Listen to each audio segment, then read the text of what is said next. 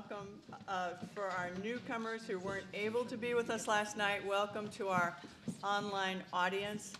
It was a wonderful beginning last night. Sean Casey gave a remarkable keynote address, and we'll be building on those conversations with the heart of the symposium, which are our three panels today. And again, I want to welcome all of you, not only as observers to these panels, but as active participants. Our hope for this symposium is to bring together academics, practitioners, scholars, and grassroots folks in the communities to engage with one another around these important intersections of religion, government, and immigration. So welcome to all of you. We look forward to engaging in rich and vigorous conversation. So I have a few framing comments, if I might take time to do so. I'm Diane Moore, and I'm a professor here and the director of the Religious Literacy Project, and I've had the privilege of working with Sarah Bin, Levi Brightman, and Lauren Kirby, and Steve Prothero and David Hempton to organize this series of events. And today, of course, is religious literacy and immigration. We often say that we're a nation of immigrants. And this common phrase has been echoed throughout our history and is itself one of the defining pillars of American identity. It captures the rich histories of migrants who have traveled to our shores over centuries from across the globe, inspired by a dizzying array of motivations, including but not limited to seeking refuge, security, reunion with family, and relative prosperity. So in this sense, the assertion that we are a nation of immigrants is absolutely true. But this phrase masks two other critical pillars of American history that are also critical to our identity. First, the genocide of native peoples who populated this continent for centuries and long before the arrival of Europeans and the eventual colonization of these shores. And second, the prolonged forced migration of African through the institution of chattel slavery.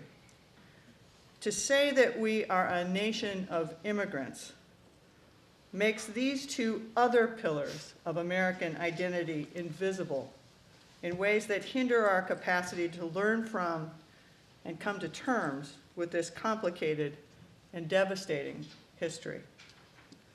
Regarding the relevance of religion in these phenomena, dominant strands of, for example, not exclusively Christian expression gave sanction to colonialism, genocide, and slavery, while other strands of Christian expression challenged these actions.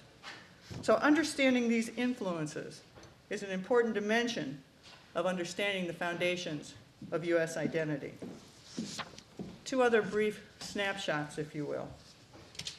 In a later era, there's a remarkable exchange of letters from 1790 between a Jewish warden of a synagogue in Newport, Rhode Island, and President George Washington. The occasion was that Washington was visiting Rhode Island shortly after its citizens voted to ratify the Constitution.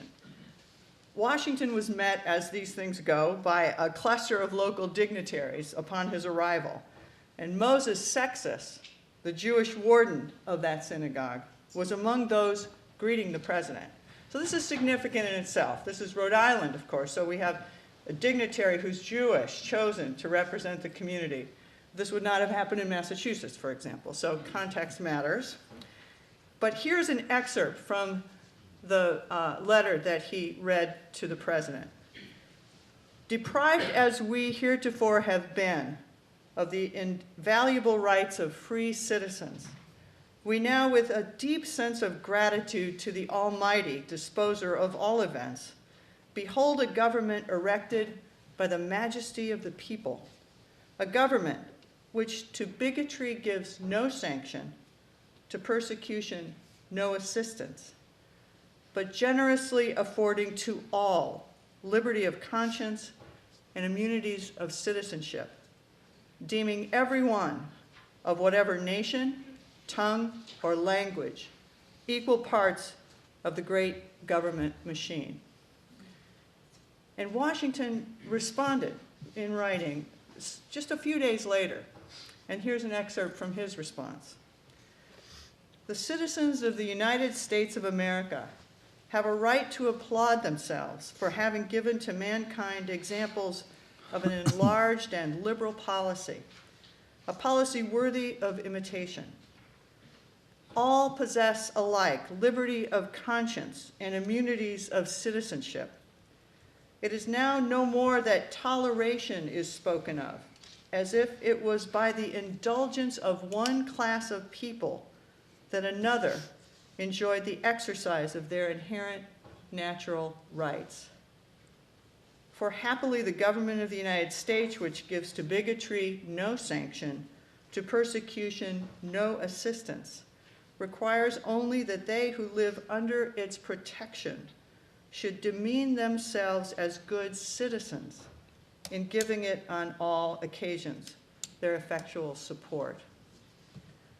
Now, these comments are clearly aspirational, and they clearly were far from realized, even at the time of their utterance. But this is also part of our legacy.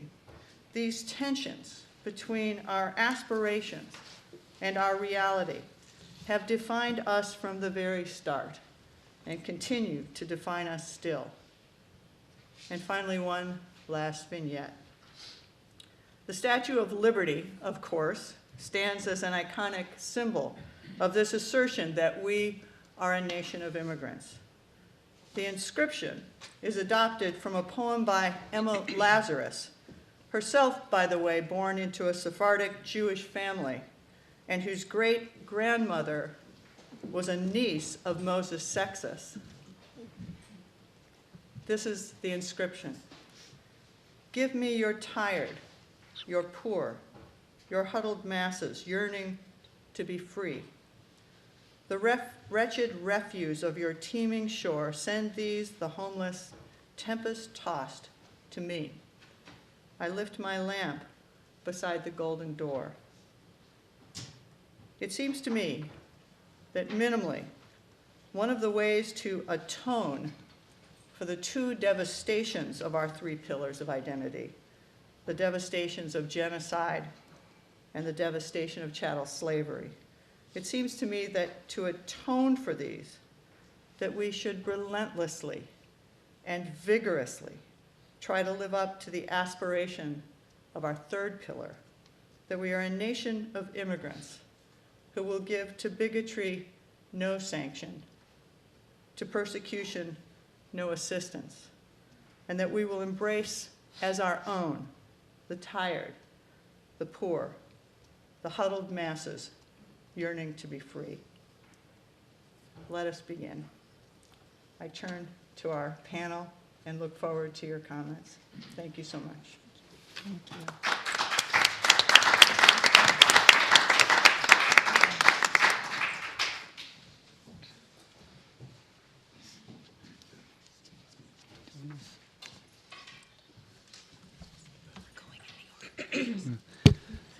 So I guess I'll start.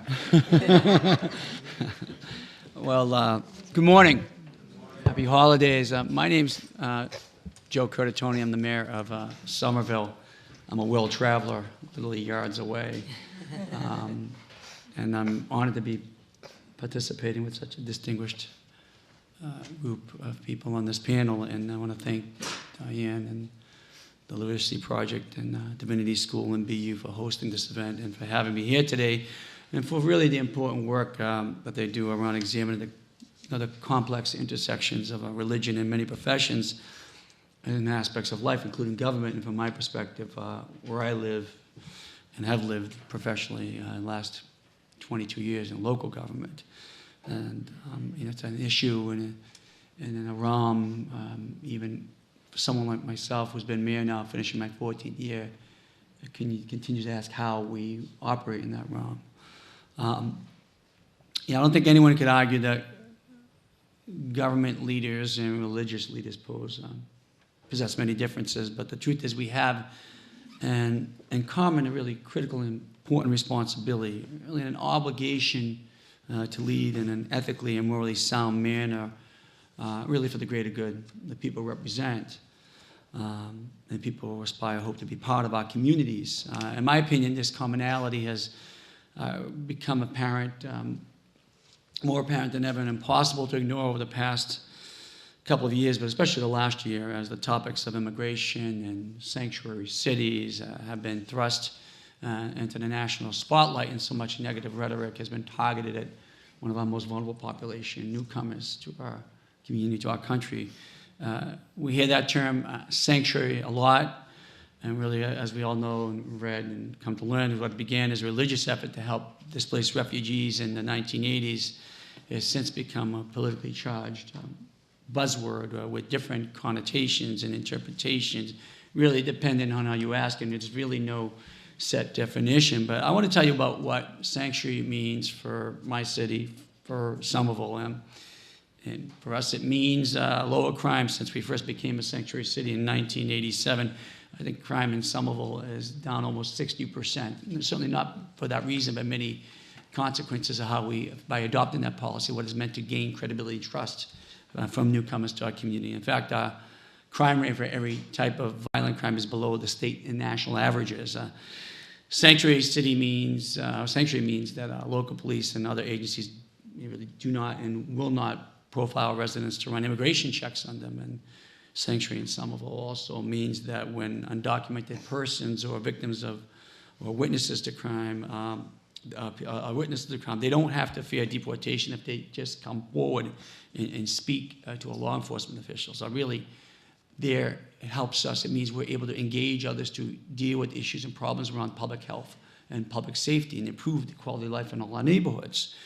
Really, sanctuary also means we don't hand over people for deportation for civil offenses like running a red light or on their bicycle.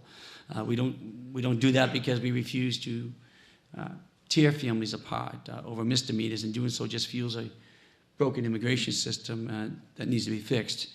And really, contrary to what's been parroted now and compounded and hammered over Washington, is sanctuary in Somerville doesn't mean we're breaking any existing laws. And we're not harboring criminals. And we're communicating regularly and cooperating in the interest of public safety with many of our federal agencies. And really, no one who commits a crime or felony and serious crime gets a free pass in our community. But equally as important as crime statistics and operational statistics, for us, sanctuary means that we are a community that welcomes people of all ethnicities, races, and religions, regardless of their immigration status, their sexual orientation, their gender identity, their socioeconomic status, or really any other identifier. But to me, and many in our community, sanctuary is about more than simply welcoming immigrants. It's about more than even being a community where more than 50 languages are spoken in our neighborhoods and in our schools. It's about truly engaging with our immigrant communities, finding out about their needs, connecting with them with services, and getting them involved with city initiatives and efforts, letting them know that I'm their mayor and this is their community, and they are vested with all our lives as we are invested in their lives. And that takes much more than a proclamation of support or the display of an oversized banner of a city building, which are important demonstrative steps we need to take. But it takes really careful consideration and thoughtful outreach and understanding and the appreciation of our immigrants, their cultures, and also with that including their faith, their religion. The Literacy Project's method notes that religion is embedded within cultures and that culture cannot be successfully understood without examining religion. Sean and I and Scott Harshberg were talking about this earlier, and we've alluded to the fact that in government we've learned so much about how we should separate our religion from our services and from our administration of government and operations, but we're missing so much about learning about the people we're sworn to represent and fight for. So in preparation for this panel, a liaison from the city of Somerville's Summer Viva division, which is really tasked to taking on those outreach efforts I mentioned earlier to better understand and connect with the city's immigrant communities, echo the importance of religion in some cultures. She said that when people come here from different countries, they bring a lot of things with them that aren't physical. And my mother's often told me that I'm the son of Italian immigrants, and my first language is Italian. My mother and father came from a place called Gaeta, Italy, and throughout the 1900s, late 1800s, 1900s, many of them immigrated to East Cambridge and Somerville. And she'll tell me this, and I've experienced this, they bring their memories, their food, and their faith. For faith, as I'm a devout Roman Catholic, and for us it was the faith in praying to the patron saints of our villages in Italy. Faith is so important and serves as really the first gathering place for many immigrants. It's a familiar place or feeling in a sea of new buildings and new faces.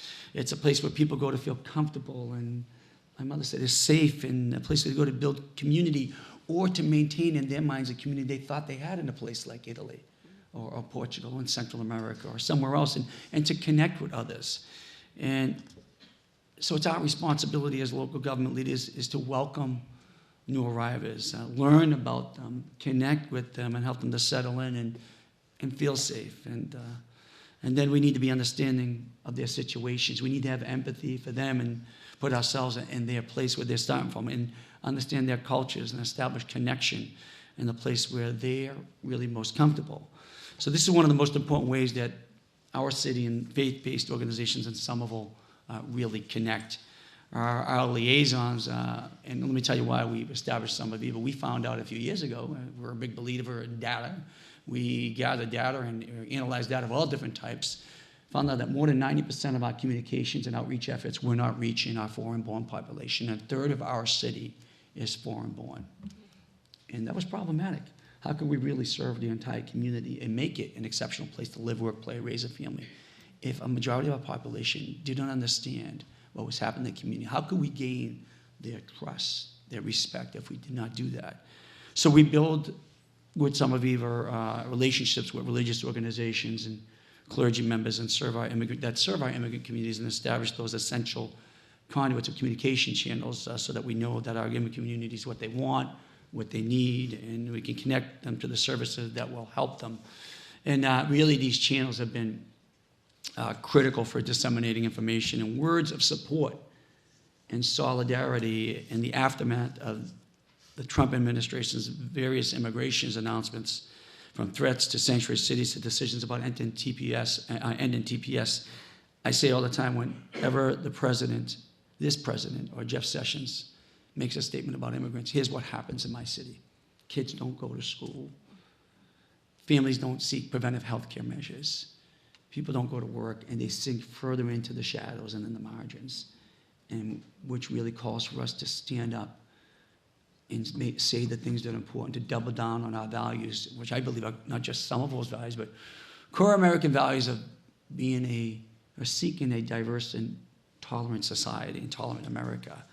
So faith-based groups are working alongside the community and creating rapid response plans, along with allowing legal clinics to be held in their facilities and many other measures. But this past year, and I'll end with this, has shown me that the intersection of government and religion can often be found through the similar moral obligations as well as through the people that we serve, that they are effective and even times necessary. There are ways in which the two sectors can work together to get to where they want to achieve, what they want to achieve, that the better outcome for the greater good that we both seek. So I'm excited to be part of this discussion, hear what my panelists have to say, and engage with you in a dialogue in these very uncertain times. Thank you.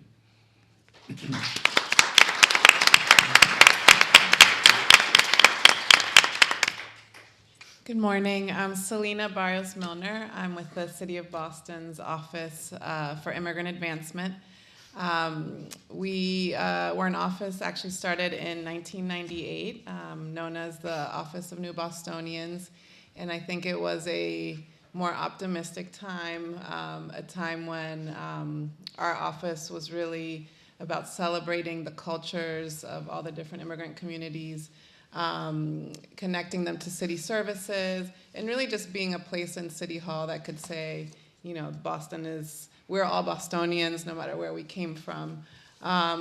With the new administration, and I think the different needs of our immigrant communities and also the national climate, we took a step which didn't seem that radical at the time. It was to put the word immigrant in our name. So we became the Office for Immigrant Advancement. because we wanted to be able, we wanted people to be able to find us. A lot of times, like New Bostonians was a nice name, but immigrants had a hard time finding out that we were there. And we really wanted to represent that we don't want to just welcome folks, but we want to make sure that they can pursue their dreams. We know that on most outcomes, those that are foreign-born, even if you control for levels of education, they're making less money, they have worse health outcomes, and in general, they don't fare as well as their US-born counterparts. So we wanted to make sure that as a city, that we are helping folks really achieve those dreams and realize their potential.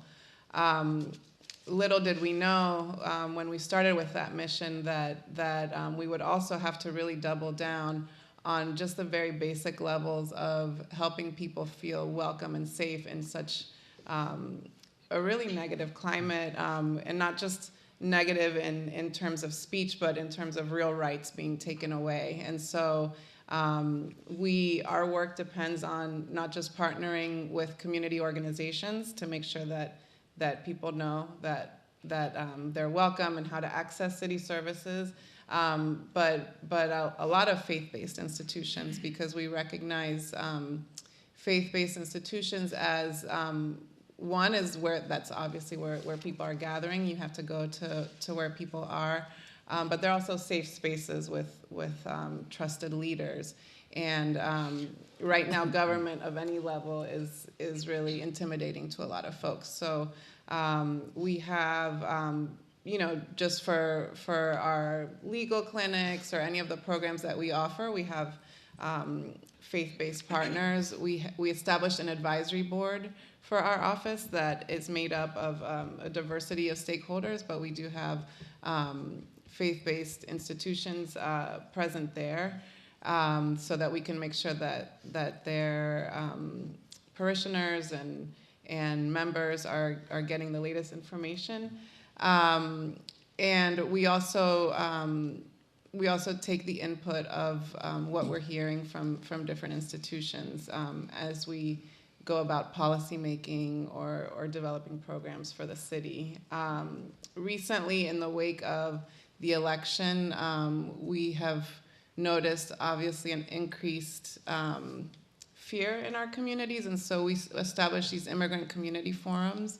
The first one was held at the Islamic Society of Boston Cultural Center. It was immediately after the Muslim travel ban, and it was really important that the mayor was there to speak to folks that were very concerned about their families. Regardless of what country they were from, they knew that this policy would just mean increased violence against Muslim communities. So we tried to get out there as soon as possible to make sure that they knew that in the city where people live and work and go to school, that they will continue to be welcomed. And the format of these forums that we're doing, and we're doing them in a lot of different communities. We're actually planning one in Mattapan right now with religious leaders there. But the format is that not only that the mayor goes and talks to people and says, hey, you're welcome here, and we're happy that you're here, but we also have directors of key city services there to listen to what people's needs and concerns are, whether it's bullying in the schools or whether it's housing or whatever other issue which may or may not be related to their immigration or faith identification, immigration status or faith that they identify with. We make sure that folks are there that can actually respond and act on specific questions and concerns. So I think that's one step that we're taking, is really partnering with faith-based institutions to go to where people are, to really make sure that they know that they have our support, that they know mechanisms that they can use if they have any problems in their community. The other piece that our office works on is just in developing policies to help the immigrant community, not just to help serve them, but to help them have a more active voice in government. So two policies that we have passed in this past administration. One was the Trust Act, which Mayor Curtatone mentioned. And it's a bill that limits the cooperation between local police and federal immigration enforcement. We also passed a communications access ordinance, which makes sure that no matter what language you speak, that you can be served equitably in the city of Boston. The other piece and this is just sort of like,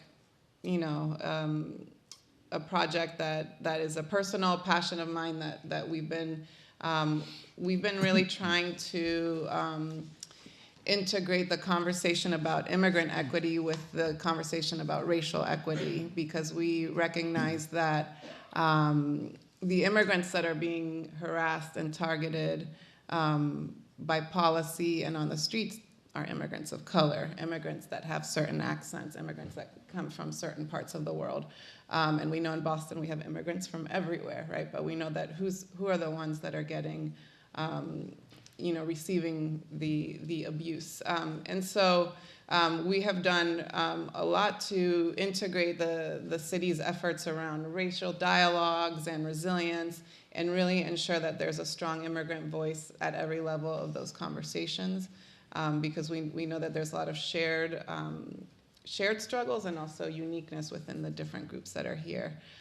So I think, I know that we have a lot of panelists, so I don't want to go on too long, but I think that we have always leaned on religious institutions to be our voice into the community, but I think even more so now than in maybe the last wave of when you saw this sort of civic faith partnership was in the 80s, or when the sanctuary movement started. I think we're kind of returning to those times where it's sort of like now we're going to have to be moving government to the pews, right, and making sure that people feel safe to then really speak up about what's going on in their neighborhoods, or really what they want their city to be like. So thank you for having us here today, and I look forward to hearing from the rest of the panel.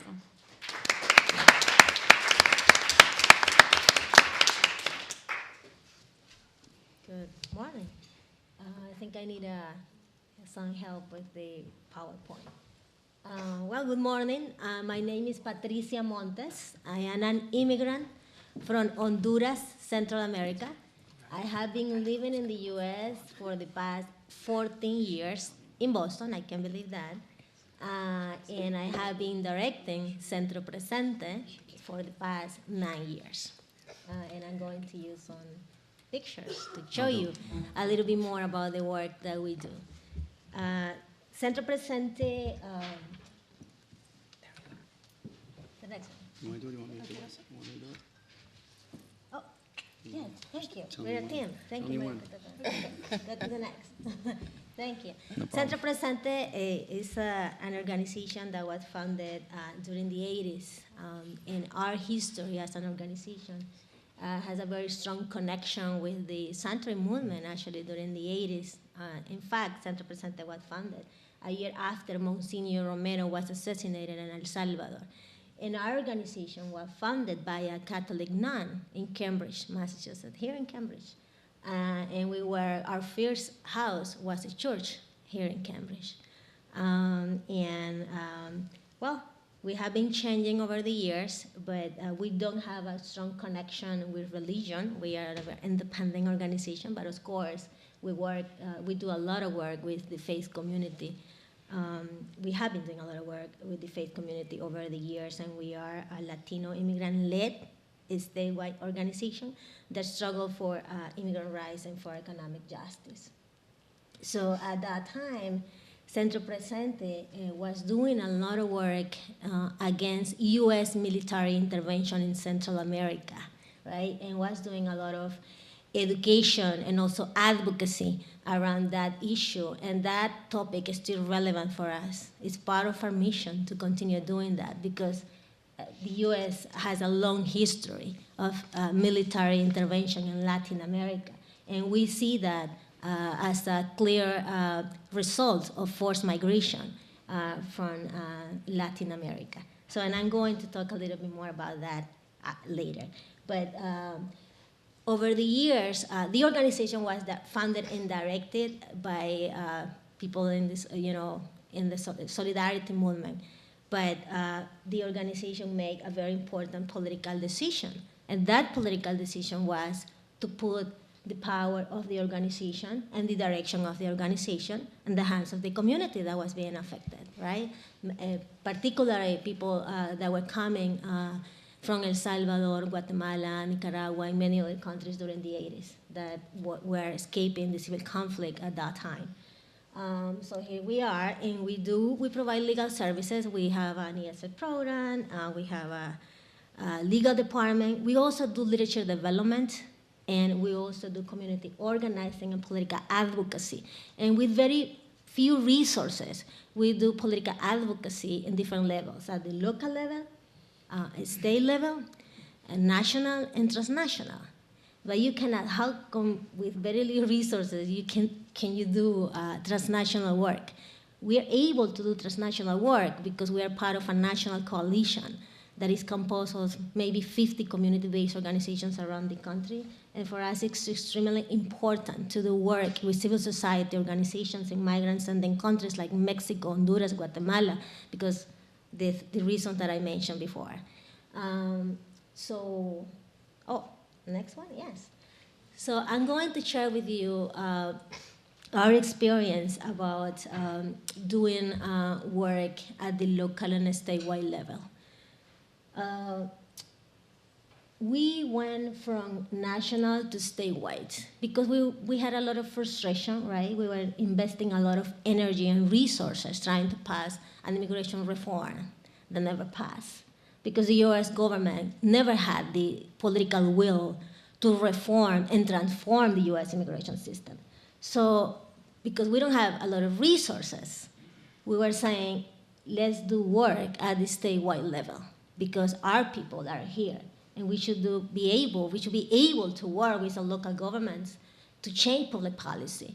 So I don't know if you're familiar with the Secure Communities Program, but the Secure Communities Program was the legal tool that the US government had been using to identify, detain, to target and deport undocumented people, right, from the US. The problem that we had with this program is that they were telling us that this program was designed to identify criminals.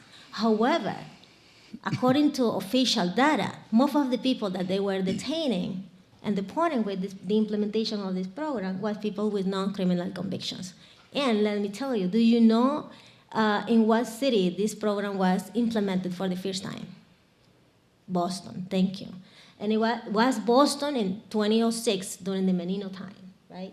So that's why we were saying, oh, we want to pass an immigration reform, and here we are in Boston, a city that said that is very progressive, implementing this awful program. So this picture, my hands in a rally at the State House against the Secure Communities Program. This was in 2010, I believe. So, yeah. Yes. So after that, we conformed a coalition.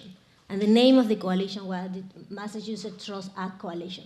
So the fact that we have 4 cities that had the Trust Act is not just because our local governments are extremely progressive. We have been doing a lot of work, right? And I'm not talking about just the cities are very important, and I want to honor the work that Mayor Curtatone has been doing for years with the immigrant community.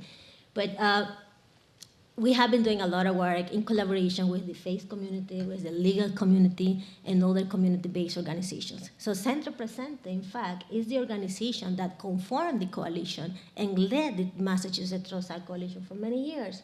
And here we are with Senator Jimmy Eldridge, who was the main sponsor of the Trust Act at the state level. So, but very easily, we found that Massachusetts is not necessarily very progressive. So for the past 3 years, we have been trying to pass this bill at the state level. And the Trust Act is very simple. That ICE is not going to collaborate with police in cases that people don't have criminal convictions. However, it was very hard, very difficult to go to the State House and have a conversation with statewide policymakers about immigration. They don't want to touch it, right? And it was, for me as an immigrant, it was a frustration because my husband actually is from here. And he said, oh, you know, we're going to Massachusetts. Massachusetts is very progressive. And I found that Massachusetts, in my opinion, in our opinion, at least when we talk about immigration, is not a progressive state. For the past 10 years, we have been trying to change public policy at the state level. Nothing is happening. We don't have in-state tuition in Massachusetts. States like Florida and Minnesota had in-state tuition. We don't. We don't have driver's licenses for undocumented people, right? We don't have TROSAC and many other things that we should have if we are a progressive state. So very easily we found out that it was very hard. So this is a picture with an undocumented immigrant member of Central Presidente who was testifying in front of a committee at the State House. And we were building a very powerful legal argument, a very powerful moral argument, but it was not enough. And this is before having a Republican in the House, right? So just pay attention, because for us, sometimes both parties are part of a political structure that is oppressing people, especially people of color in this country. Next one. Thank you, Mayor. And here I am with one of the most anti-immigrant people that I know. I don't know how to describe it. And I was, with all the respect, I was telling him, I think you're very racist and anti-immigrant. And he was saying, no, how can you say that? But I said, well, that's what I think. Let's have a conversation. And we never are able to have like an open and clear conversation with this personaje. I don't know how to say that in English. So, okay, so that was a little bit about the fight that we had about the TROSAC. And I know time is an issue, so I want to share with you a little bit more about a campaign that we have right now. And I'm so glad to see Pastor Kiki here, who is representing the Haitian community, because right now we have another struggle. And, go back to your picture. Yeah. Okay, I'm sorry. I know I have a lot of pictures about the TROSAC. This is Mayor Curtatone, before going to the other thing.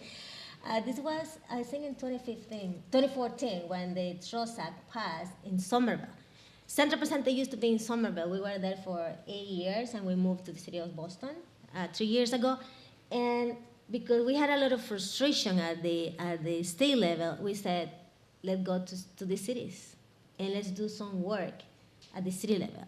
So that's why we changed our strategy, and we were advocating for local versions of the TROSAC at the municipal level. And we identified the most progressive city. That was part of the strategy, was the city of Somerville. So we had a meeting with Mayor Curtatone. I remember that I sent a message and said, we're requesting a meeting with Mayor Curtatone to talk about the TROSAC. And the first meeting that we had, he said, just let me, what can I do? Where do I need to sign? So we were able to pass the TROSAC because Mayor Curtatone passed an executive order at that moment. And this is a press conference when he was announcing the pass of the TROSAC in Somerville. I don't know if you remember that, eh? Oh, I remember. Of course you do. Here I am this was Boston, and we were working with City Council Joe Saking, who is the main sponsor of the TROSAC in Boston. And I can tell you, testimonies, a lot of work. It's not just like, oh, they are extremely progressive. You have to do a lot of work, right? Even in Boston. So the next one, this is Lawrence, the last campaign that we had, and we did that work in collaboration with SCA 32 VJ and MVP, that is a faith community-based organization in Lawrence. And I want to share this information. This is Cesar Bog, is a former organizer with Centro Presente. He had DACA. He's an immigrant from Guatemala. He was testifying in Lawrence, advocating for the TROSAC in Lawrence. And I want to say that I was very frustrated in Lawrence, too. I was traveling from Boston to Lawrence almost on a daily basis to do work with the local organization there. And I think that campaign took like 6 months. And the mayor, Rivera, he didn't sign it. He was against. And I can say that in public because that's on record. And I was one of the main organizers that were implementing that campaign. And I was very angry. I'm sorry for use that language. But I was so mad because, he's the only, I think it's the only Latino mayor in our state. So, but now it's a contradiction because now he's happy saying that Lawrence is a sanctuary city. So next, thank you. So I also want to share with you a little bit more about what are we doing now, because we're very worried because this administration has a clear agenda and is remove, right, all the ways that people can use to regularize their status and deport more people. They have a clear agenda and they are implementing that agenda already. So they are eliminating a program that names TPS. I don't know if you're familiar with TPS, but it's a temporary protected status that provide a work permit to people from countries that have been suffering natural disasters or civil conflicts. So we have a lot of people, almost 300,000 people around the US that have TPS, a lot of people from Haiti, Honduras, El Salvador, Nicaragua, and they already eliminated the TPS for Nicaragua, South Sudan, and Haiti. So they are not playing. So we have a campaign right now to raise awareness about TPS. Centro Presente launched a campaign in January of this year. And we're doing a lot of work. In fact, we are also using the same strategy, passing municipal resolutions. We know that this is a symbolic act because we're not changing public policy, because it's the federal government that had the power to change, to eliminate or extend TPS. However, we have been able to pass 3 municipal resolutions against. Somerville was the first city who passed the resolution in support of TPS. Then we went to Boston. We were able to pass that resolution in Boston, and we also passed a resolution in Cambridge. And we passed the first national resolution at the state level. It was a bipartisan resolution in support of TPS, and here I am with my organizer, Jennifer Hernandez. We have been directing this campaign around TPS and since January of this year. So this resolution was very important because it was bipartisan. But let me tell you, it was just a simple resolution. We're not changing public policy. And some policymakers at the House were afraid to do it. I'm telling you. So, but this is what is going on. So, and the last thing that I want to say, this is actually a Harvard student who is the son of a mother who had TPS from El Salvador. And she had been renewing TPS with Centro Presente for the past 20 years. And they are afraid that that the government is going to, maybe deport their parents at some point. So the next one, this is Somerville, when we were able to pass the municipal resolution in Somerville. The next one, this is Cambridge, when we were able to pass the resolution in Cambridge. And this is a member of Centro Presente who had TPS. She's from El Salvador. She was doing an interview with local media. And here I am with Councilor Staking, who was the main sponsor of the resolution in Boston. Yeah, and Mayor Curtatone was the keynote speaker at the last rally that we had when we were announcing the resolution at the statewide level. And the last thing that I want to mention, something that is extremely important for us, educate people about the root causes of forced migration.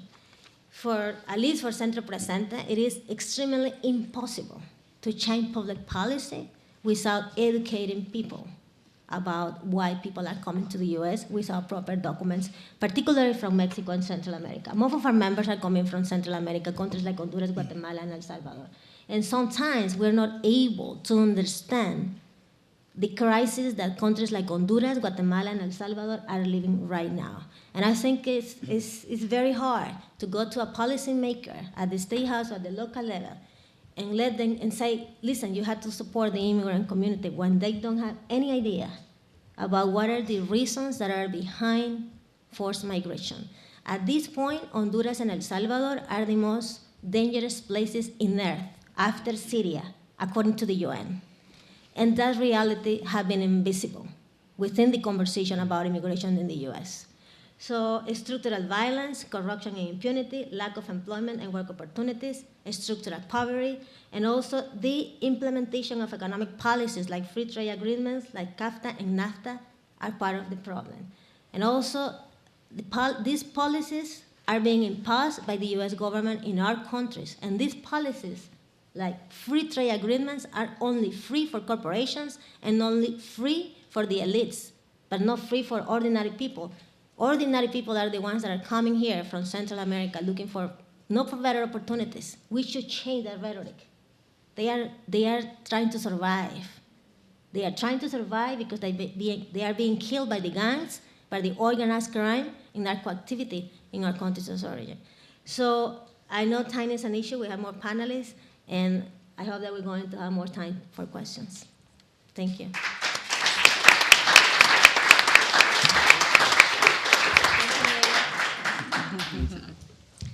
Good morning, everyone. My name is Marjean Perhot. I'm the director at Catholic Charities Refugee and Immigration Services, and I'm very honored to have the opportunity to be here before you and to be part of this really esteemed group of panelists. So what I'd like to do today, in the short time we have, is share a little bit about Catholic Charities, specifically our work with refugees and immigrants, our partnerships, and the government resources that we rely upon. I'm sure most of you here know this, but I do always feel it's important to say, Catholic Charities, yes, we are a faith-based agency, but we serve all people, period. We don't ask if you're Catholic. We ask, do you need an ESOL class? Do you need a bag of food? Do you need an attorney to help you? I couldn't even tell you what religions are the people that we serve. This is not something that we are interested in. We're just here to help. And so our mission to serve all people with compassion and dignity is not unique just to Catholic Charities of Boston. It is part of the Catholic Charities mission across the country. Catholic Charities across the country really represent over 40 million people in poverty. And here at Catholic Charities in Boston, we are rooted in services to immigrants. In fact, we were founded in 1903 to serve, at that time, the new immigrant families, Germans, Italians, Southeast Europeans, coming to work in Boston mills and factories. Many of these immigrants needed a place to leave their children during the days and nights when they worked. And so Catholic Charities was started as a daycare provider, child care services, which we still do today, having over 1,100 kids in care every day. And we also started as an adoption agency. Many parents were not able to care for their children and put them up for adoption. So that was some of our very core work. And today, we continue that same tradition. The majority of the people we serve are immigrants and refugees. We have over 90 programs located in 27 sites throughout the greater Boston region. So we cover from Boston to Brockton, from Lowell and Lynn, and far north as Gloucester, and as far south as Hull, where we have our Sunset Point camp. So to try to comment on the case study, which I did try to read and follow along with, I wanted to talk about the role of Catholic Charities as a refugee resettlement agency. It's one small part of what we do at Charities, but it is significant work. As was mentioned in the study, Massachusetts is what you call a Wilson fish state, and that is a alternative traditional state model to providing refugee resettlement services. It's only in 12 states, and in this Wilson fish model, the money here in Massachusetts, the federal funds that come in from the Office of Refugee Resettlement, are managed by a governor-appointed Office of Refugees and Immigrants. And they, in turn, then contract with agencies like Catholic Charities, Jewish Vocational Services, Accentria Care Alliance, which is an affiliate of Lutheran Immigrant and Refugee Services. And we then provide case management, employment services, and select healthcare providers provide healthcare. And it puts together a very comprehensive battery of services and supports to refugees, asylees, Cuban and Haitian entrants, certified victims of trafficking, Amerasians, and special immigrant visa holders from Iraq and Afghanistan. It's important to note that, unfortunately, it's only that aforementioned group of newcomers that can access these services. One of the tragedies is that all immigrants do not receive the same access to services as refugees do. And, I have to say that on the positive side, having been doing this work for 22 years and working a lot nationally, I can say that Massachusetts is truly remarkable in its resettlement work. We have a lot of work to do on our racism, on welcoming immigrants, and our state policies, but we do tend to get refugees right. It is a small population, You know, we have about an average of 1,700 refugees prior to this administration coming in. And a lot of the work of resettlement is done by agencies that are rooted in a faith tradition. And so for us at Charities, our largest partner is Jewish Vocational Services, that have a phenomenal refugee employment program. You know, they get jobs for people that have absolutely no transferable work skills, no English, haven't been in the Western workforce. They get gainful jobs paying at least minimum wage. And then there's all these opportunities for job upgrades. And so refugees do get those specialized services.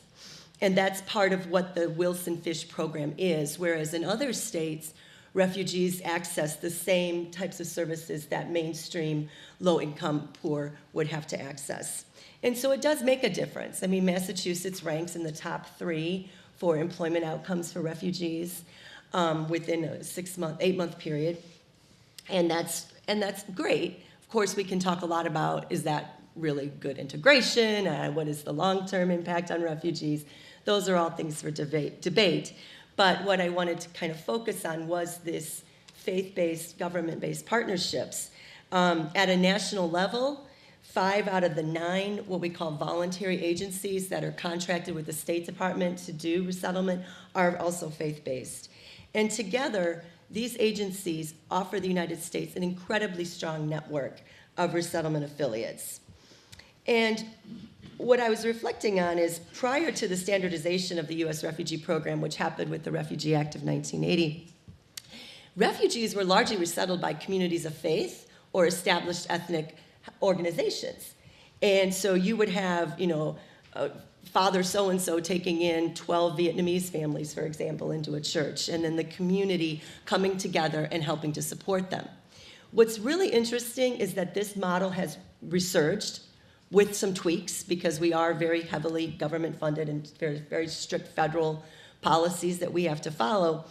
But the community, the people of faith have come to us and said, especially starting after the Syrian crisis, refugee crisis, and then really ramped up after the presidential election, people coming to us saying, how can my church help resettle a refugee? How can my temple bring a refugee family from Syria? And so we resurrected a really old parish-based sponsorship model, which we call the POWER program, which allows a faith community to adopt a sponsor or adopt, I know adopt is a little bit of a tricky word, a refugee family, and they provide services from A to Z. It has been absolutely amazing what these faith groups have done, and the amount of people that have rallied around welcoming a refugee family. So many of the parishes, the churches we talk to, say, we have people that don't even come to church helping this refugee family. People are really interested in this refugee ministry. These groups are able to raise money. I don't know if the pastors are thrilled with that, because it's probably not going into the tithing basket, but I don't mind. My refugees are happy. That's all that matters. But it has, some people have told me, this has really transformed our church. It's really transformed our community. We have a community in Danvers where the Holy Trinity Methodist Church is taking the lead, and they've done a wonderful ecumenical approach to welcoming a refugee family that they have now from Congo. And, I might have also heard about the incredible support from the Jewish community in resettling Syrians, particularly through Jewish Family Services of Metro West. The Globe did a really wonderful piece on how the temples came together and raised hundreds of thousands of dollars and volunteers to help. So we see these models coming back into play. And I think a lot of it is because people of faith are now seeing the injustices finally. I mean, granted, I wish that, it didn't take a little boy washing up on the shores of the Mediterranean to get people motivated, but they're motivated now, and we're going to use that, and we're going to help to put all of that love into welcoming these newcomer refugees. But sadly, the decimation of the U.S. refugee program by this administration is going to make that really difficult to happen. We have 6 faith communities from across all different regions of this area ready to go, and we don't have a family to give them, to place them with. The refugee program has basically been slow to a halt, just like the government is taking away temporary protective status and took away DACA protections. They're also taking away protection for refugees. The United States is turning its back on the world's most vulnerable at a time when there's over 65 million people who are displaced, and of that, 21.3 million recognized refugees. And the United States, which used to be the biggest resettlement country and was the biggest, we took less than 1%. And that was about 75 to 80,000 a year. Now, we'll be lucky to get 45,000 refugees. Our refugee program has been diminished. We're looking at, we don't know if we're going to be open in a couple of months, to be quite frank. We are operating with absolutely no funding from the federal government. We do have cases that we're still serving, but refugee payment is kind of a per capita basis. So if you don't have a refugee coming in, you don't get any federal funding to support them. Now, the government will tell you, well, refugee resettlement is a public-private partnership. Well, let me tell you, it's not really a partnership when the private side has to contribute more than half of the money through private foundations, donations to make it work. In the past, it wasn't always like this. Refugee programs were not, as our CFO says, a drain on my budget. They were able to be self-sustaining. But with this administration and its lack of commitment to humanitarianism and really to morality, we are seeing this program probably going to shrink, if not almost disappear, for the next 3 years. So it's troubling. Of course, we don't like to have to lay off staff or see programs close, but what's more troubling is those 80,000 people who could have potentially come to the United States and been able to seek safety and shelter, who now will not have that opportunity and will spend yet another day, another month, another year living in some of the world's worst situations possible. So that's what I would like to comment on with my time here, and I forgot to watch my schedule. I welcome your questions after we get through our wonderful panel group here, and I just thank you again for your time and being here today. Thank you.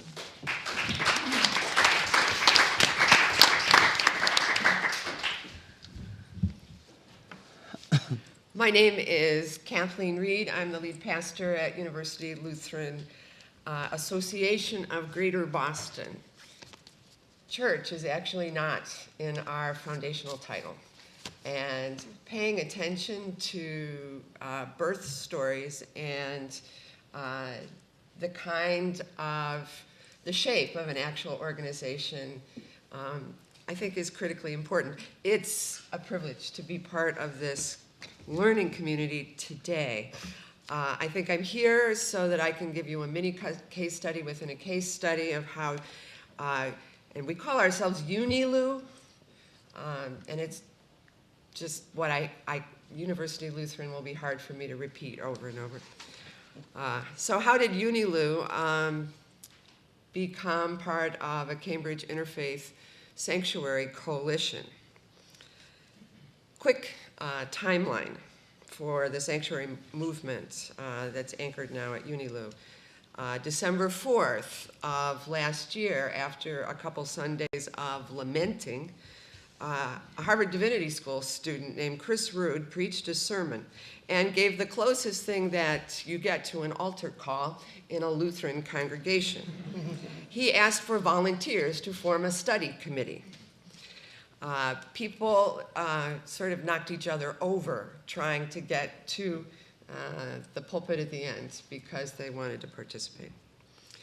In March, a coalition was formalized with the signing of a covenant and a service of witness and blessing. We were at that time 4 Christian congregations in Harvard Square, 1 Jewish congregation, and a network with a very fluid acronym here at Harvard Divinity School called SLICK.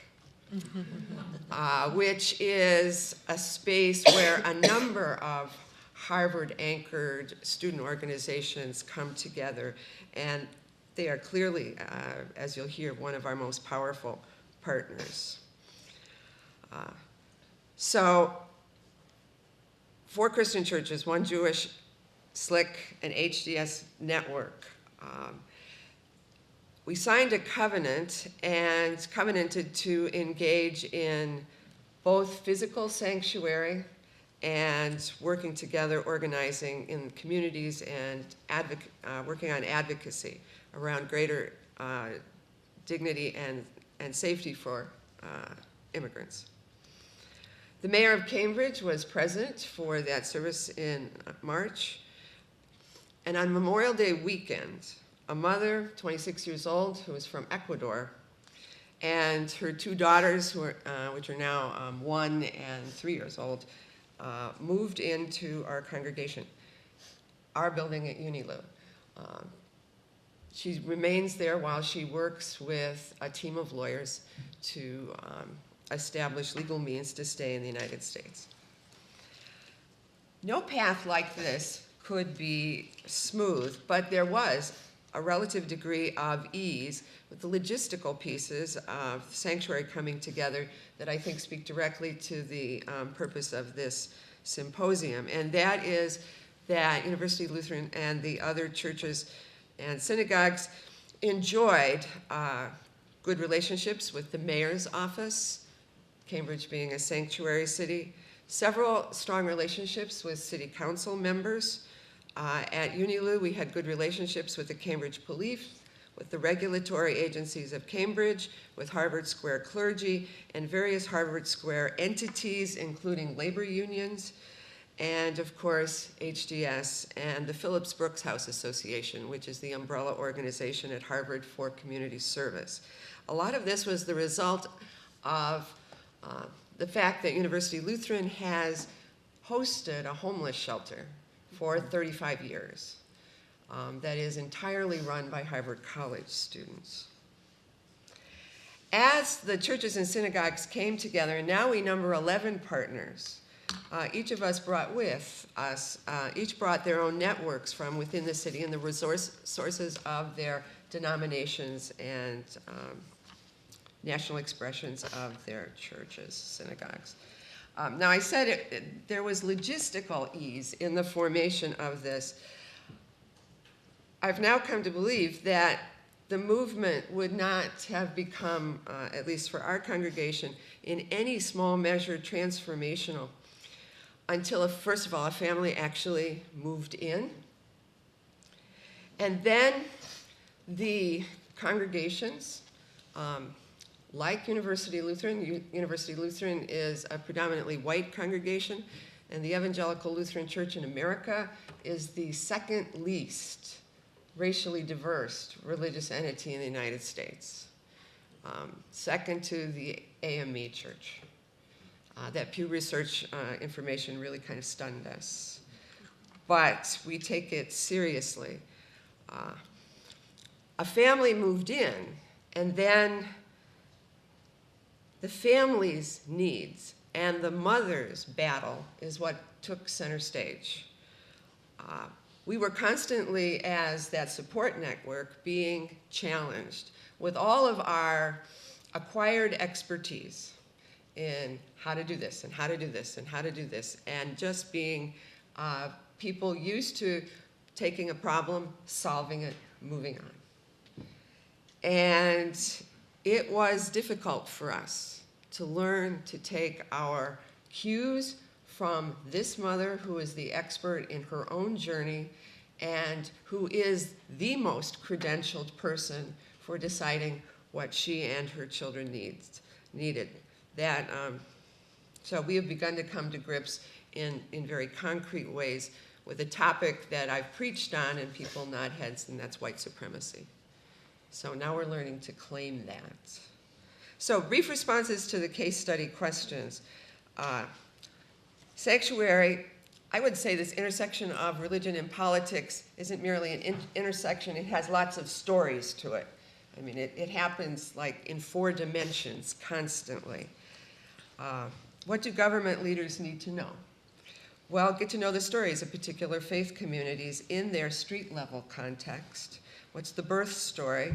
What are the commitments of a faith community to the well-being of a neighborhood? And what has that looked like over time? I mentioned that UniLou decided to offer sanctuary. That's an outgrowth of a 90-year presence in Harvard Square. We were established as a campus ministry to be there in 1928 for children of first-generation immigrants who were primarily Scandinavian or German from the Midwest, who were now going to need a spiritual home in the scary space of Cambridge and Boston.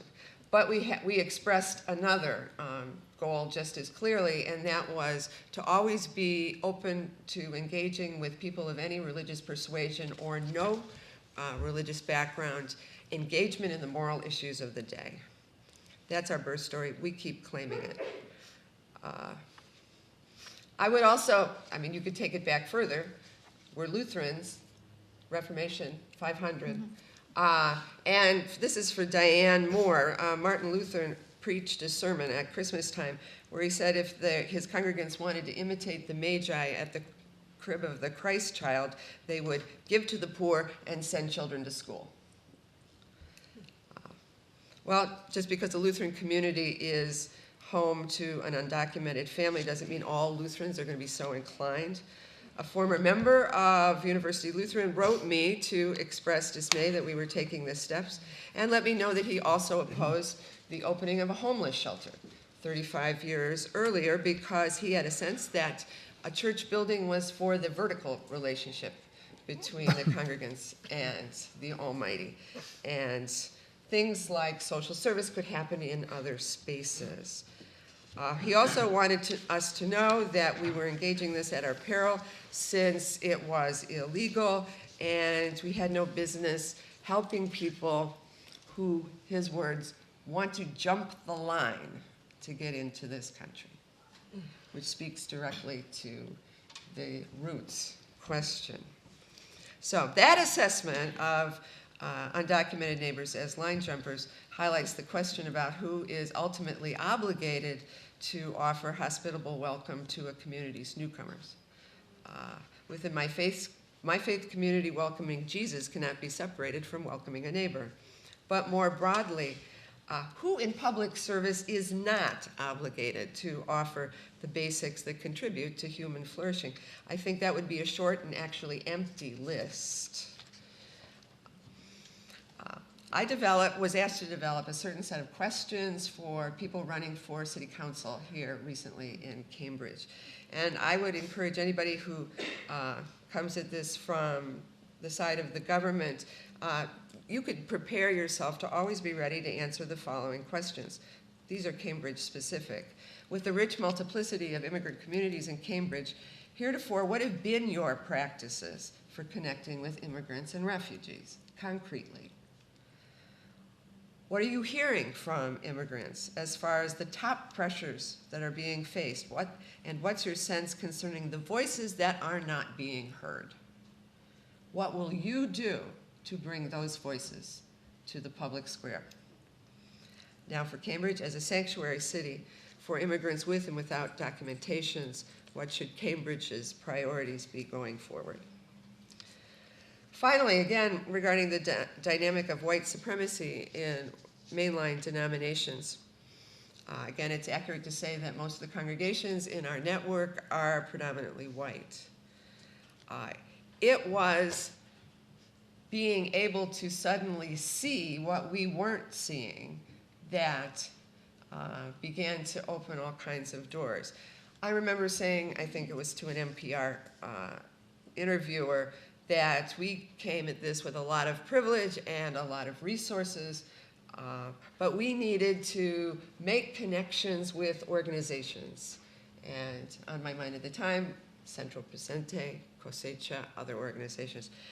But what we were missing was that in our midst at that time, there were Harvard Divinity School students, Nestor Pimienta, Gabi Chavez, and Alfredo Garcia, who were leaders, but somehow we weren't seeing them as leaders.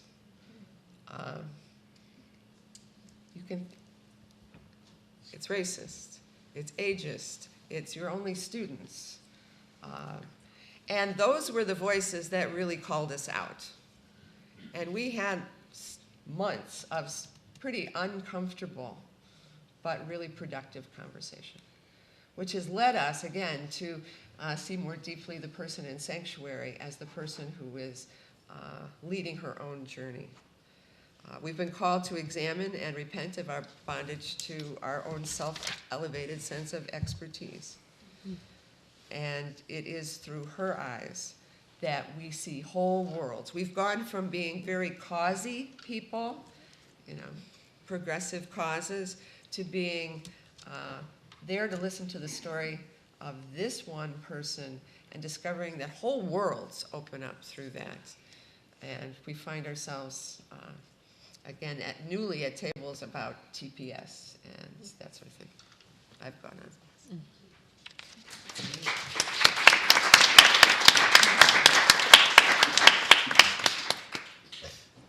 So hello everyone, my name is Erica Capel-James. I'm an associate professor of medical anthropology and urban studies at MIT. I'm also an alum of HDS. I got an MTS degree back in 1995. My remarks today are going to arise from fieldwork that I've conducted primarily among the Haitian community in Haiti, among Haitians in Boston, and I've returned to doing work in Haiti. But in large part in my scholarly work, still can't hear?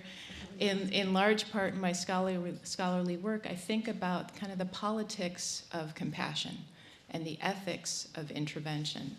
And so far, the panel has been, apart from Patricia's comments, pretty much presenting kind of the rosier sides of the activist struggle on behalf of immigrants and refugees.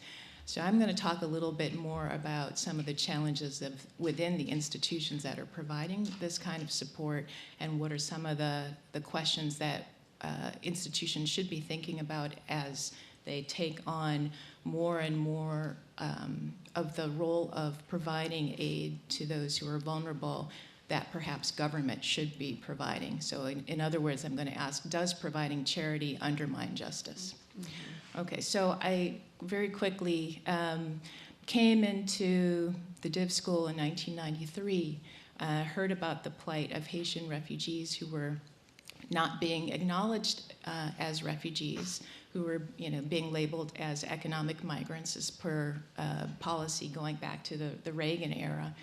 And as has already been mentioned by Patricia, there's been very little discussion of the ways in which military intervention contributes to the conditions of insecurity on the ground in the countries that refugees and immigrants are fleeing from.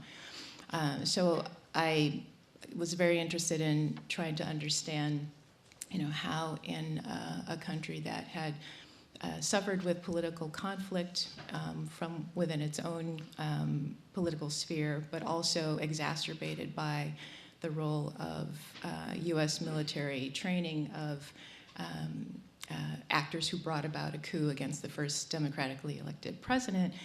How do we think about what response is owed to those who have been traumatized or who've been targeted with violence? So I wound up, on the side, I have a skill as a physical therapist. I wound up being able to work with survivors of torture in a therapeutic capacity from roughly 1996 to 2000. And during the course of that work, I developed a project that became part of my first book, looking at post-conflict transitions and the roles of mostly secular humanitarian or development organizations that are trying to help communities that have suffered with political violence and also who are traumatized. So I think a lot about the way that trauma resides in the body, not just of individuals, but is also collective. And that work led me to try to think through what happened with Haitians who left Haiti at various points, beginning under the Duvalier regime, which lasted 1957 to 1986, but also at subsequent periods, and whether they left in response to political violence, of fear, or in response to not being able to find work because the instability of their countries was not engendering, a robust economy. So some of our challenge, I think, is to continue to push back at the artificial separation of political refugees and economic migrants. But then another big issue is, what is the trauma that people are bringing with them as they come, and how do different institutions respond and attempt to help these communities to resettle and rebuild their lives. And therein lies some of the challenges. So an institution that I wound up being invited to serve on its advisory board is in Dorchester. I'm not going to name it right now, but it is part of a faith-based network. It began in a church community and gradually, this was in the late 70s, and over the years became more formal and eventually began to offer a variety of services from childcare to English as a second language to computer training, job training, elder support services, and there were a lot of health programs. So my work became, at the invitation of many of the Haitians who were staff at this institution, they asked, would you consider writing this up? So I began, with permission, a study, which is ongoing. I've now been writing for almost 10 years, but to try to trace the history of the institution itself and also of the staff especially, and some of the individuals served over the years of its life. And a lot of the challenges that many of the Haitians whom I encountered, but particularly the staff, they raised had to do with the institution being located in a faith-based network. And in part, many of the restrictions on the religious teachings of the particular institution prohibited staff from being able to advocate to the best of their degree, they felt, especially around issues of preventing the spread of infectious disease and promoting maternal and child health. And this has to do with, of course, issues of contraception. I won't go on, you can guess of whom I'm speaking. But the role of Haitians, most of whom were immigrants, some of whom were formerly acknowledged refugees who had regularized their status and become citizens in this institution, was a fraught one. So we've talked a little bit on the panel about the need to integrate into the power structures of institutions those whom are served. It's challenging. It's challenging because of linguistic issues. It's challenging because many folk are carrying with them trauma from the past, but also a different understanding of administrative bureaucracies. It's also challenging because in the case that I'm speaking of, many of the staff felt that their suffering and their trauma had become exploited and capitalized upon by the institution in which they were embedded. So a question is, what are the gaps in communication that can occur between service providers, those served, institutional networks, but then also between the public and the private sector, such that a population's vulnerability, they themselves may perceive that their vulnerability becomes a commodity. So it's an issue to think about in terms of the ethics. As faith-based institutions take on greater roles that one might expect the state or government to provide, to what degree does the governance that these institutions are enacting, can it lend itself towards bureaucratic indifference rather than continuing to be advocacy-oriented, justice-oriented, and human rights-oriented? So I'm throwing these comments out for us to think more broadly about what is at stake when private institutions take on greater roles that the state is abdicating, and to what pressure can we continue to bring to bear for justice at the level of migration policy, refugee policy, at all levels, from municipalities to states, also to federal government. Then another thread of the research, which I won't go into as much today, had to do with the enduring legacy of trauma that individuals are continuing to grapple with. So I would just say more generally, institutions that are trying to advocate on behalf of migrants and refugees, it would behoove yourselves, and you're already doing this work, but to think more about to what degree psychosocial trauma can be addressed, not only in individuals, but in families and communities. Let's see, what else do I have? finally, as an academic, I'm an anthropologist, a social theorist. I'll kind of back up even more and abstractly than I've been talking about. My work suggests that in many countries there really is no wall of separation between church and state, as Thomas Jefferson once called it. And so the degree to which that line is strengthened as a partnership or erodes and becomes like a tug of war, as Marjean is talking about, the extent to which Catholic Charities is losing its capacity to be an advocate because of the Trump administration's policies and a shifting away from a moral stance that our country has taken to greater extents in previous administrations or at different points in our history. And so what I'm hoping is that these hybrid public-private partnerships can still become greater or stronger vehicles for private institutions to hold government to account, but then also continuing to be wary of taking a more active role. There's a term, neoliberalism, which refers to the extent to which social services that states have provided are becoming retrenched, and that there's an ethic of privatization, which many of you may be familiar with, but where many are articulating that government should not be in the business of providing social services and it should default to private entities. Mm-hmm. There can be a danger with public-private partnerships between faith-based institutions and government to deepen a neoliberal ethic that lets the state move away from its commitments to uphold citizenship and let's say entitlements may not be the right word, but what should be owed to the average human being who's suffering, who wants safety, and to what degree can we continue to push for, not only human rights, but for our respective governments at whatever level to, continue to keep the point of view of the human person as a worthy of support, regardless of where they're from or what their background is, et cetera. And to put kind of the corporate side of aid, push that back a bit.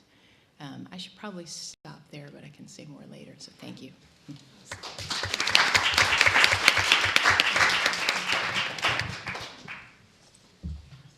Thank you, Erica, and thanks to all the panelists. I think we can agree that was a really rich conversation and made the point that we heard last night about the central importance of looking at these matters of religion and politics and religious literacy and government at the local level, at a very concrete local level. So thank you all. We have a few. I'm Steve Prothero from Boston University, and I'm the so far silent moderator of this this conversation. And so we have a little time left for questions and answers, and we have a microphone. So please raise your hand, and we'll come find you. Thank you. I think I'll go first. Thank you very much. And just please, identify yourselves and then ask your question. Thanks.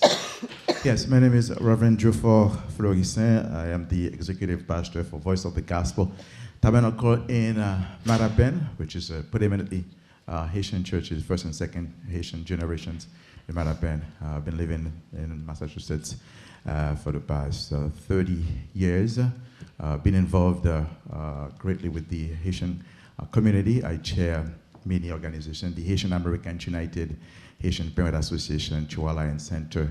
I'm also an executive member with Greater Boston Interfaith Organization. So all my work is fighting for social justice, and I know how God is interested in social justice. And for Haitian people, faith is the last resort, especially when they're facing crisis back home, knowing that God will intervene in the situations when taking their boat ride from Haiti to United States. And we heard compelling testimonials about people how they have been survive the sea for many days, months, before they can arrive here and establish themselves, knowing that this country will embrace them and offer them an opportunity to remain here.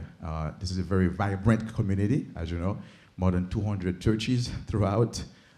If you know that, that's what happened. But my question is regarding, thank you very much for all the panelists, great discussions regarding faith, religions, governments, and also issues and crises facing different communities. We have been partnered with many organizations for the past 6 months regarding the TPS issues, and I thank my colleague Patricia Montes, whom I've been working just very closely in different gatherings we have done, Catholic Charities that stand with us in many aspects regarding this important crisis facing our people.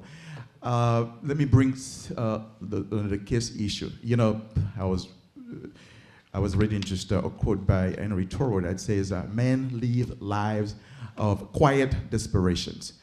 This situation right now, the elimination of TPS will definitely cause not only a traumatic situation throughout those families, but also psychological stresses. I have men who approach me and say, well, they can't go back to Haiti, what they're going to do.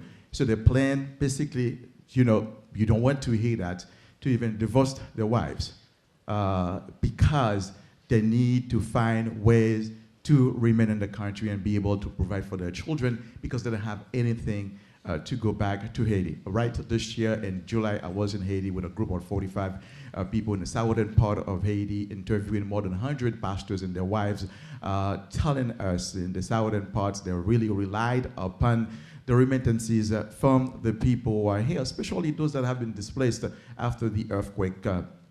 Now, so is the situation how the faith community basically can embrace this important crisis and help, I don't know, by so many means or ways to talk to Congress to act on behalf of the TPS recipients, because the preliminary conversation that I'm hearing from Washington, TPS is not part of the conversation right now. They are just really focusing on the DACA recipients instead of TPS holders. That's my question. What faith and all the elected officials can do basically to bring that TPS issue at the forefront and helping those families remaining here.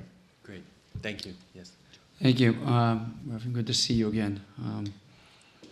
As I frame the issue and the challenge, there are a few different ways to take this on. There are the technical challenges of how do we, using the judiciary and the courts, take on the legal challenges of it, facing up and taking head on the president's actions.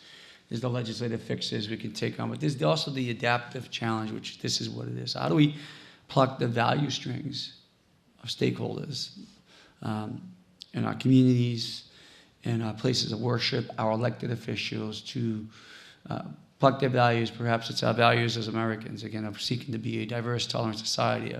It's values in our faith and our religious beliefs, or plucking our values around humanity to coalesce and people to have a willingness to take on the challenge. So I think 2 points I want to make on this. One, it's important that we go to where people are. We talked about what we're missing in policy today is a lack of empathy. It was Martin Luther King, Dr. King, who said, we must accept ignorance with grace. There's a lot of ignorance around immigration, what TPS is, sanctuary cities. And we can't dismiss people's opposing views as being stupid or making no sense. It may very well be making no sense, or just label them as being racist and not sympathetic to others. We need to go to where they are and listen and help them understand and pluck those value streams to move. And that's elected officials as well, because there is too much silence. There is too much silence. There's some demonstrative action. We'll pass resolutions in our cities and towns and at the state level. Some states will hang the banners, but you can't be a little pregnant. You're either all in or you're not. And the other conversation, I would challenge the religious community, is in your houses of worship. I've said this to people of my faith. Where in our homilies, when do I ever hear a priest talk about what are we doing for our fellow parishioners? They're sitting in the audience. And it happens there. Not that they don't care. I do get tweets you know, from Pope Francis. That's all fantastic. And Cardinal O'Malley once in a while. But when does the flock ever hear this constant homily, individual, taking on and challenging our values? Does it happen? I believe it would happen in your church. But it's not happening in every synagogue, mosque, temple, or other houses of worship. It's not. And when I meet with my interfaith group, and some of them, I challenged all of them. And still to this day, it does not happen enough. So how do you take on? Well, you take on elected officials like me, like Patricia did, and talk about these are people in your community. These are your neighbors, friends, the kids that go to school with your children. You pluck my value strengths. And we say that to every other person. We listen to them, go to where they're starting from and have that conversation. But at least, and enter your elected officials, in with your flock, that has to start there as well. That's where I come from, those points. Sean, you had a question? Did you want to weigh in on that? Sean, before you start, Erica wants to weigh in on this.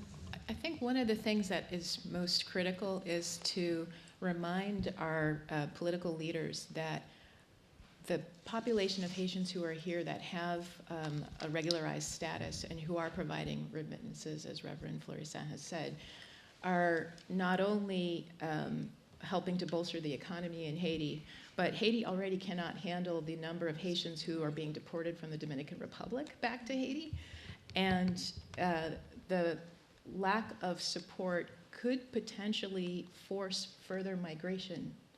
So I don't want to sound kind of cynical about this, but if there is a true commitment to trying to help Haiti develop, as was stated after the earthquake and after Hurricane Matthew, and all, then staying this recension of the TPS measure would demonstrate that it would be better for everyone in the long run.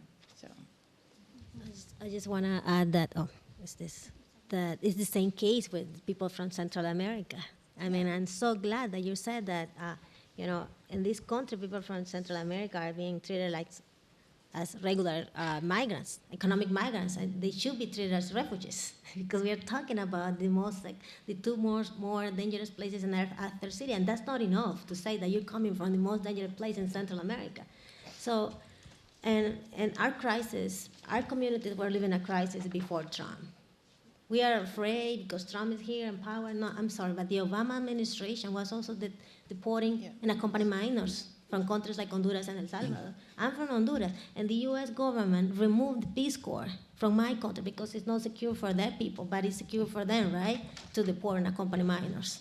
So and I think it's important to remind them. Right now, I don't know if you know, but Honduras is facing a political crisis after the elections, and the U.S. is backing the imposition of a dictatorship, basically. So that crisis, this crisis, is going to, push more people to come to the U.S. We're not ready to receive more people. So, and I think that that's the conversation that we need to have, and the responsibility that the U.S. government has, and the disasters that our countries are facing right now. So, and I think that TPS is just a small piece. We have been trying to change public policy in the U.S., and now we're trying to defend something that was in place already, like TPS programs. And I think of course, it's a long-term thing, but we need to start naming ¿cómo se dice las cosas? The things the way they are. I'm sorry. And so, just because, the elections took place in my country like a week ago, and we don't have results. And the U.S. is quiet, and they are backing that. So that's not fair. Hi, my name is Sean Casey. I'm from Georgetown University. If Congress doesn't act affirmatively in less than 3 months to pass legislation that President Trump is willing to sign, 800,000 DACA folk become vulnerable to then a rolling deportation. I'm just curious from a sanctuary perspective, what kind of conversations are going on in government, amongst cities, offices and staff, NGOs, faith-based organizations, religious communities? I mean, I would think that a city like Boston, which may have a disproportionate number of these DACA kids, if I'm Jeff Sessions or I'm the head of DHS, this might be an interesting zip code to start sending ICE to roll up these students and send them back, or children and sending them back. I'm just curious in terms of sanctuary, what kind of conversations going on across your platforms in anticipation of the worst possible outcome here? It's a good, important question, and since in the days leading up and since this president was elected, I can speak for my colleagues in Boston and other cities around the country, we've been talking to each other. We've been talking to our constituents, to our partners and the community, to faith-based organizations, to social service agencies. What do we do? So in the worst case scenario, there's a few things. One, we are working, and I'll tell you, there's a litany of folks in the line out the door of people who want pro bono to represent our communities, and they are. So we're certainly strategists around legal strategies. We're thinking logistically, how do we, whether it's undocumented immigrants or deported and children left behind, who will house them, who will step up? And folks like myself have said, and others, and my wife has said, well, we'll take a child in. Simple things like that. But I think there's another important conversation we have to have is the ethics and how we conduct and communicate with the people who are most vulnerable here. And it was Ron Heifetz who had mentioned to many elected leaders as part of a project I'm doing over with Paul Revel, was, you're going to have to be honest with folks.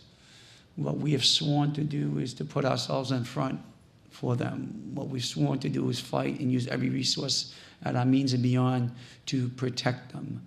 But we have to be clear and honest that some will probably be deported, many will be, some may die, and there will be suffering. And how do we build from there? So that's part of the painful and stark reality of the conversations we're having as well. I'll tell you, at least in Somerville, can I sit in front of a family and say nothing's going to happen to them? I don't think I can, in good conscience and in my faith, say that to them. I can tell them I'll do everything and I'll go to jail for them. But I don't know, but I'll say the conversations logistically, and we're using every resource with partners like Central Presente and others, the community, the churches, is happening, and every means at our disposal, certainly. Do others want to weigh in on this from a, yeah? Immediately after the announcement that DACA was going to be withdrawn, a professor at the Kennedy School, who is a member of my congregation, came to see me and said, what are we going to do about this? It'll be the middle of the semester. And that conversation has been circulating among all the Harvard chaplains. There's 34 of us. And Harvard University is relatively active in working on these questions. But it is a huge sanctuary question. Can University Lutheran become a university for DACA students? And could we cooperate with the university in doing that? We're talking about everything possible.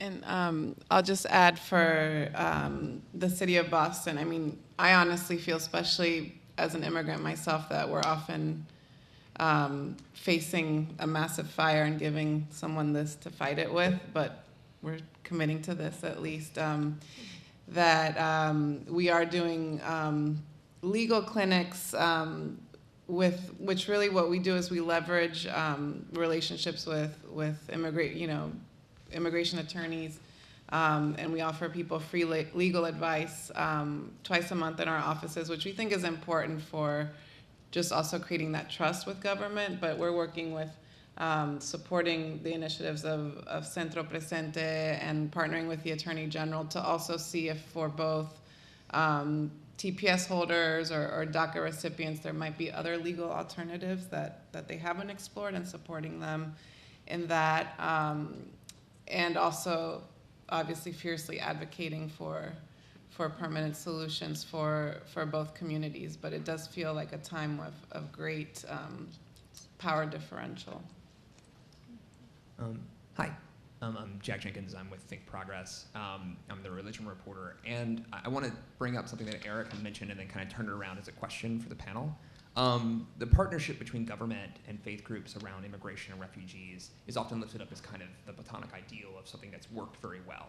The fact that faith groups play a big role in, helping resettle refugees, the fact that faith groups are very active in advocating for immigrants. Like, that's often one of the few places where they can say, well, this has worked pretty well. But one of the things that often doesn't get discussed is there's also points of tension there. For instance, during the child migrant crisis a few years ago, some of the faith groups that were offering emergency medical services to folks who had just crossed the border were also denying them emergency contraception if they had been raped during that journey.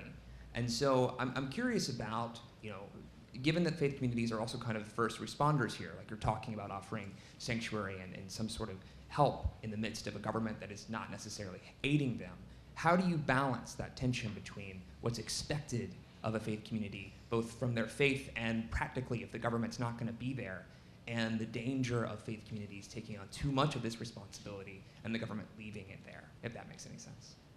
So I can start with Erica, but anybody who wants to respond to that.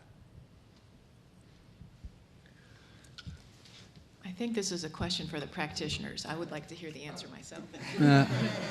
Okay, and since you mentioned contraception, I'm sure you're all looking at me. And I'm by no means a scholar. I wish that Father Brian Hare could have been here because he could have answered this very eloquently. But I'm going to try to fumble through it for what we do on the ground. Yes, it does come up, issues of contraception, things that are, contrary to what Catholic Catholic teaching tells us.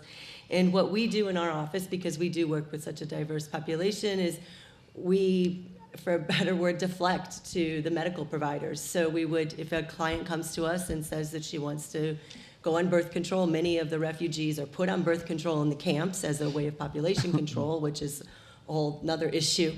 But we say this is an issue for your doctor to handle. We make sure that she gets to the doctor and that she has that sort of counseling. And we don't necessarily facilitate it per se. There's this issue in the Catholic Church called material cooperation, I think it is. I don't know if any Catholic scholars are in here, you probably can answer this better than me. But we don't not try to meet that need. We say this is, and it's not appropriate for us to advise on that. We're not medical professionals. And I think, with contraception is probably about the only place that comes up. In our work that we do with our social enterprise of community interpreter services, when we do get requests to translate or a document that would have something, that's not something that falls within church teachings, then we decline to do that service because that's not something that we have to do, and there's other people that can do it. So that's my uneducated answer, more about what we do on a practical day-to-day basis. But it does come up, and our staff, as we bring on staff who aren't Catholic, most of the staff, I don't even know what religion half my staff are, to be honest.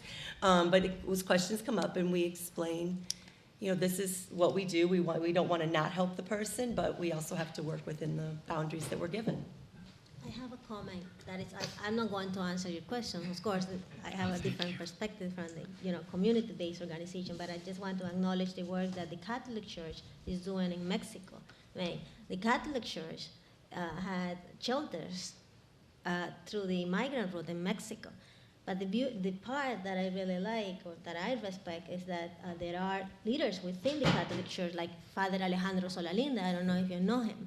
But Father Alejandro Solalinde is doing more than food and shelter for migrants. He's challenging, actually, the government. He's doing political advocacy to support and defend the human rights of migrants in Mexico. And he's also sometimes challenging the church, right? So, and I think that that's the kind of work that we have to see here, in our opinion, right? And I know that we're talking about connections, building a very strong connection between government and faith communities, but I think it's important also to think about us and don't just speak for us, but speak with us. We're talking about immigrants, right, and refugees, and don't see us don't work for us, work with us, and see us as an equal partner. And I think that we are facing a crisis, and I think this is a particular moment where we should be working together and strategizing in a more organized way And I don't think that we are doing that in the US. I don't think that we're doing that in Massachusetts. But I think that having conversations like this are very important because we need to identify that common strategy to confront the crisis that we are facing. And talking about the DACA, the question that was before, I think that we have a lot of people with DACA, but I think that it's intentional that this government is minimizing the conversation about immigration and saying the only problem that we have is that they are eliminating DACA, and that's not true. The conversation about immigration in the US is more than DACA. We're talking about unaccompanied minors that are invisible, right? They're still coming because the situation in Central America remains the same, maybe worse. So, and I think that it's our responsibility to also hold accountable our government and even the press, because the press is keeping invisible a lot of people. People with TPS, people from Haiti, look what is going on there. And I think it's our responsibility to raise awareness about all these issues. We just have a couple minutes for two quick questions. Two folks with the mics. Yeah, this is a data question. I'm Tom Simons. I'm a retired U.S. career diplomat. I have been a consul. But it's data questions. The mayor said that Somerville, a third of your population is foreign born. I just asked what the total population is. And for Celina Barrios-Millner, can you give us the same thing for Boston? Mm-hmm. And maybe Reverend Reed, I don't know, she may know about Cambridge. Just what proportion of the overall populations are, and what's the size? Yeah. The total population, Somerville, is just north of 80,000 today. 80. Yeah. Yeah, around there. A little more. We're around 674,000 in Boston, or 670 something.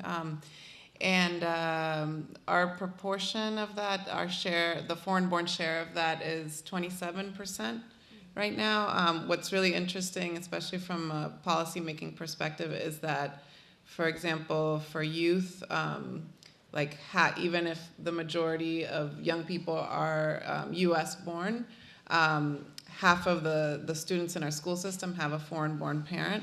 And so we take into account not just the number of foreign-born that we have, but also when you have children of foreign-born, we treat them basically like they're immigrants as well. But foreign-born is 200,000 people. Yeah. Let me I get a chance in the next panel, but this is Scott Harshbarger. Just one category as a former Attorney General in Massachusetts. But one of the things I'm interested in the discussion here, we're in a blue state. We're in a blue part of the country. And I just wonder how the reality that if advocacy is terrific and important, witness is terrific and important, sanctuary is very important. But at the end of the day, our values get played out in our political system.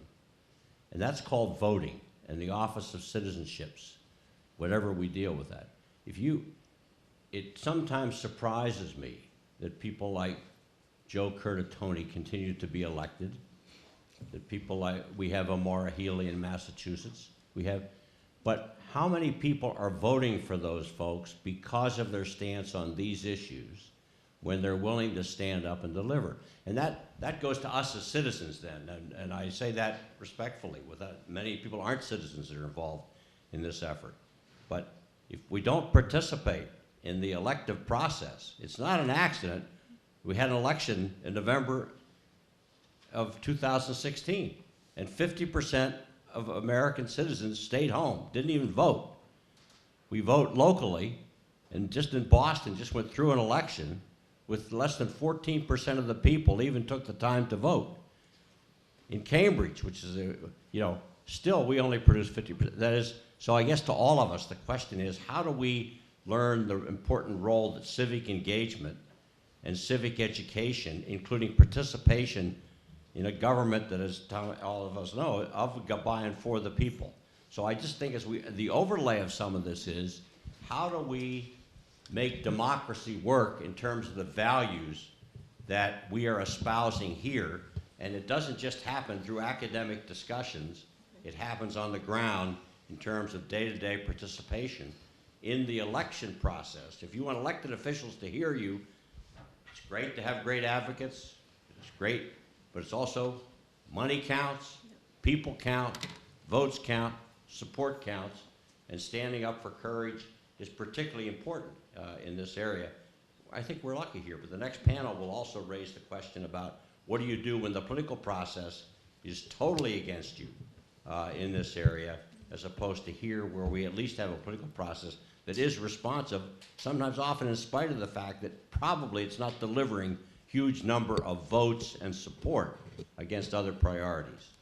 I guess there's a question there somewhere, but probably unfortunately just a statement. Yes, quick response to the mayor, and then we'll... Okay. And I'll focus on quick. So I thought locally, what I saw in the elections, where I saw incumbents not being reelected for in my city and in other places, is really people, one of the positive signs is people truly believe the best way to effectuate change is at the local level. If you want to change something in Washington, that's not happening enough in this state. Patricia and others are advocating for the Trust Act in Massachusetts. Why is this progressive leader in the union not passed a statewide Trust Act? We have a legislature in the state that needs to be held accountable. At the local level, anything happens nationally, 2 out of 3 people blame you at the local level. And if they're not doing your job, they throw you out. They don't vote the next person in. We need to start running candidates who are going to fight for these causes. Someone mentioned social progress. This is a battle of social progress in our country today, and that's the big divide. But at the legislature, at the state house, they seem to be sort of insulated from this because we do have some really good members of the legislature who vote if you scored it right on the progressive side and for these good social causes. But overall, it's absurd that the resolution was good on TPS, but the Trust Act should be passed by now. And I think we need to not just support those candidates, I'll say this clearly, and I know some of these folks who have political courage, but those who will walk the fence in these issues, quite honestly, should not be reelected. And we need to be a little bit louder about that. I'm sorry, I just want to add very quickly that with the very few resources that we have, we try not just to mobilize the Latino votes, we also try to educate them because we need to think critically, right? Our members are not a little machine. But the thing is, we have been trying to educate and mobilize the Latino vote. But what happened with the Obama administration, right? People don't trust both political parties because they don't have the political will. Both of them have been part of a political structure that have been oppressing us. The Obama administration have an awful record on immigration. It's terrible, right? It was the blue party, right? So, and I think it's time to have that conversation about that too. Is the Democratic Party doing, making some changes, supporting our communities? I don't think it is. So, and we need to start thinking about that. And it's our responsibility to do it. Yeah. Thank you. Thank you so much to the panel, and please join me in thanking the panel.